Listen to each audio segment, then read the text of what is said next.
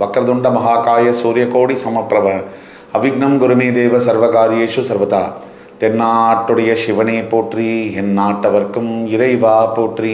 நண்பர்களே, இந்த புத்தம் புதிய காணொலியில் உங்கள் அத்துணை பேரையும் வரவேற்பதில் மிக்க மகிழ்ச்சி கொள்கிறேன். இன்றைக்கி நம்ம மேஷராசியை பற்றி பார்க்க போகிறோம். மேஷராசி காலபுருஷ தத்துவத்துக்கு முதன்மையான ஒரு ராசி. மேஷம் அப்படின்னாலே சூரியன் உச்சம் பெறக்கூடிய இடம். அப்போ இன்றைக்கி நம்ம பேசுகிற தலைப்புக்கும் இதுக்கும் நெருங்கிய தொடர்பு உண்டு. சூரியன் ஒரு ஜாதகத்தில் எந்தெந்த இடத்துல இருக்கக்கூடாது, சூரியன் முதல் 6 வீடுகளில் இருந்தால் என்னென்ன பலன். ஏன்னா அந்த முதல் 6 வீடுகள் தான் ஒரு மனிதனுடைய வாழ்க்கையையும் வாழ்க்கை சார்ந்த விஷயங்களையும் தீர்மானிக்கக்கூடியது. அப்போது இந்த சூரியனுடைய இருப்பு என்பது ஒரு மனுஷனுடைய வாழ்க்கையை எப்படி மாற்றுது. ஏன்னா சூரியன் ஏன் அவ்வளோ முக்கியம் அப்படின்னு கேட்டோம்னா, சூரியன் தான் ஆத்மகாரகன். நம்ம உயிருடைய ரூபம் ஸ்வரூபம் சூரியன் தான். ஒரு மனிதன் இறந்த பிறகு அவனுடைய உடம்புலேருந்து முதல்ல சூடு தான் வெளியேறுது, சில்லுன்னு ஆயிடுது உடம்பு. இந்த பஞ்சபூதங்களில் முதலாக வெளியேறக்கூடியது சூடு. அப்போது சூரியனுக்கு அவ்வளவு முக்கியத்துவம் உண்டு. சூரியன் உதிக்கலைன்னு சொன்னால் உலகத்தில் உயிர் என்பது பிறக்க முடியாது. ஜனனம் அதற்கு காரணமான ஆத்மகாரகன் சூரியன். அப்பேற்பட்ட சூரியன் எந்த 3 இடங்களில் இருந்தால் நம்முடைய வாழ்க்கைக்கும் நமக்கும் மிகப்பெரிய அளவில் சவால்களை தரப்போகிறது அப்படிங்கிறத பற்றி பார்த்துட்டு, முதல் 6 வீடுகள் மேஷராசியிலிருந்து முதல் 6 வீடுகளில் இருந்தால் என்னென்ன பலன்கள் அதையும் பார்ப்போம். சூரியன் நம்முடைய வாழ்க்கையை முக்கியமான பங்கு வகிப்பது ஏன் அப்படின்னா, சூரியன் தான் நவகிரகங்களின் ராஜா. அவரை சுற்றி தான் அனைத்து கிரகங்களும் சுழலுகின்றன. சூரியன் ஆத்மகாரகன் மட்டுமல்ல, நம் தந்தையை குறிக்கக்கூடியவர். நம் உயிருடைய வேர் என்பது தந்தையின் விந்துவிலிருந்து வந்தது. அந்த தந்தை தான் நம் உயிரை கொடுப்பவர், தாயின் மூலியமாக கொடுப்பவர். அப்பேற்பட்ட தந்தை எல்லாருடைய மனிதனுடைய வாழ்க்கையிலும் அப்பா சரியாக இருந்தால் ஓரளவுக்கு வாழ்க்கை நல்லபடியாகவே இருக்கு. அப்பா சரியில்லாத நபர்களுடைய குழந்தைகளுடைய வாழ்க்கை நம்ம தான் பார்க்குறோம், சமுதாயத்தில் பார்க்குறோம். எவ்வளவு துன்பங்களுக்கு ஆளாகின்றனர். அதனால் தந்தை எவ்வளவு முக்கியம், சூரியன் அவ்வளவு முக்கியம். ஆக இந்த சூரிய கிரகம் துலாம் ராசியில் அமரும்போது உங்களுடைய மேஷராசி அன்பர்களுக்கு 7ஆம் இடம் என்று சொல்லக்கூடிய துலாத்தில் சூரியன் அமரும்போது சூரியன் நீச்சம் பெறுவார். இதனாலேயே என்னமோ சூரியன் நீச்சம் பெற்ற 95% மேஷராசி அன்பர்களை நீங்கள் பாருங்க. எய்தர் சிறு வயதிலேயே, படிக்கும் காலத்திலேயே, பிள்ளை பருவத்திலேயே கூட சில பேருக்கு அப்பாவை பிரிந்து இருக்கக்கூடிய சூழ்நிலைகள் ஏற்படும். அப்பா பையன் பாசம் இருக்கும், ஃபிசிக்கலாக அப்பா கூடவே தொடர்ந்து தினசரி வாழ்க்கையை நடத்த முடியாது. ஒரு வெகு சிலருக்கு தந்தை சிறு வயதிலேயே தந்தையை இழக்கக்கூடிய சூழ்நிலைகளும் பார்க்கிறோம்.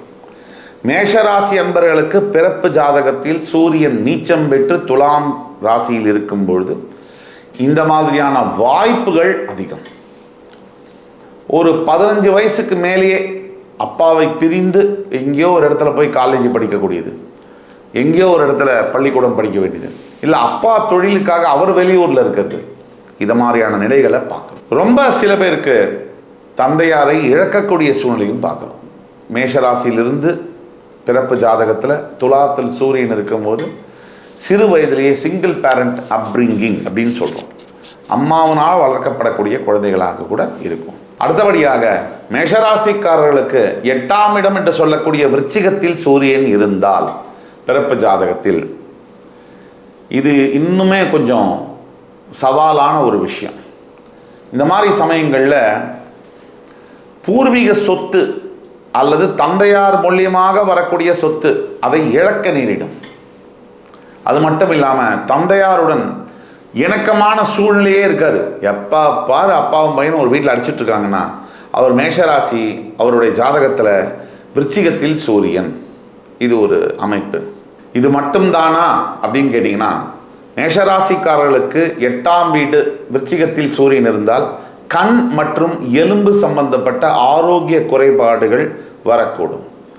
இதெல்லாம் சேர்ந்து ஒருவருடைய வாழ்க்கையில் சூரியன் மேஷராசிக்காரர்களுக்கு 8இல் இருக்கும் பொழுது எந்தெந்த மாதிரியான பிரச்சனைகளை தருவார் அப்படிங்கிறது தான் பார்த்துட்டு வரும். இதையெல்லாம் தாண்டி 6ஆம் வீட்டில் மேஷராசிக்காரர்களுக்கு சூரியன் கன்னிராசியில் இருந்தால் எதிரிகள்னால தொல்லை வரும்.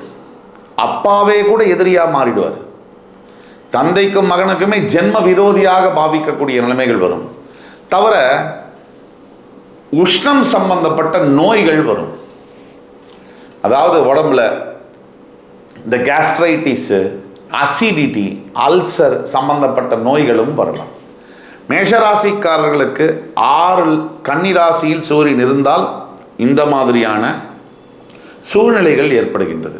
இப்போ சூரியன் முதல் வீடு மேஷராசியிலேயே இருக்கார் அப்படின்னா உங்கள் பிறப்பு ஜாதகத்தில் மிகப்பெரிய ஆளுமைத்தன்மை, அதிகார பதவிகளில் நீங்கள் உட்கார்ந்து அலங்கரிக்கக்கூடிய நிலைமைகள் ஏற்படும்.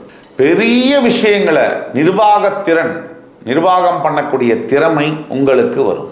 இது சூரியன் உங்கள் ராசியின் முதல் வீடான மேஷ ராசியில் இருக்கும் பொழுது.